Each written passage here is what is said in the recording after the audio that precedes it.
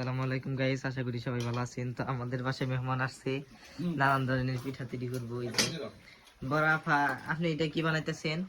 সংসার পিঠা বানাইতেছি। এটা হচ্ছে আমাদের বড় আফা সংসার পিঠা। এগুলা কি? মুরগির মাংস। মুরগির মাংস। ও আতে ওটা ওটা ওটা কি দিয়ে তৈরি করা হয়েছে? এগুলো তো টিনের, এটা দিয়ে পিঠা বানানো হইতেছে। অনেকগুলো পিঠা। তো পিঠা ভাজা হইতেছে। আর মজার কথা কি জানো, ভাই দেখো কোন শুন থেকে মানে আমি বানিয়ে পারতাছি না। সেই স্বাদ গাইস, সেই স্বাদ। এটা হচ্ছে আমাদের মধুর হাড়ি। এটা হচ্ছে আমাদের দুলাভাই। তো দুলাভাই একটু অসুস্থ, সবাই তার জন্য দোয়া করবেন। এনাকে সিজার করা হয়েছে, মানে অপারেশন করা হয়েছে।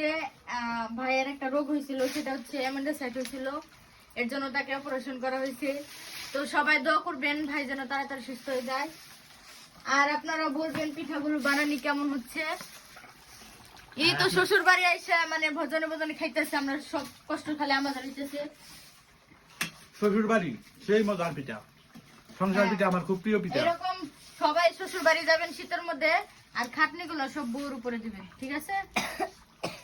এই দেখেন আমরা কত কষ্ট করতেছি, এখন পর্যন্ত একটা পিঠাও খেয়ে পারলাম না। যতই বানাইতেছি মানে দেখেন অনেকগুলো বানাইছিলাম, এত দূরাইছিল, সব মানে থইতেছে আর খালি বাইঠা ফালাইতেছে। আপনারা সবাই আমাদের পিঠা দেখে যদি খুশি হয়ে থাকেন, যদি ভালো লেগে থাকে, তাহলে কমেন্ট শেয়ার অবশ্যই করবেন। আর পরের ভিডিওর জন্য অপেক্ষা করবেন। গাইস সবাই সুস্থ থাকবেন, ভালো থাকবেন, আল্লাহ হাফেজ। আমাদের জন্য দোয়া করবেন এবং আমাদের জন্য দোয়া করবেন।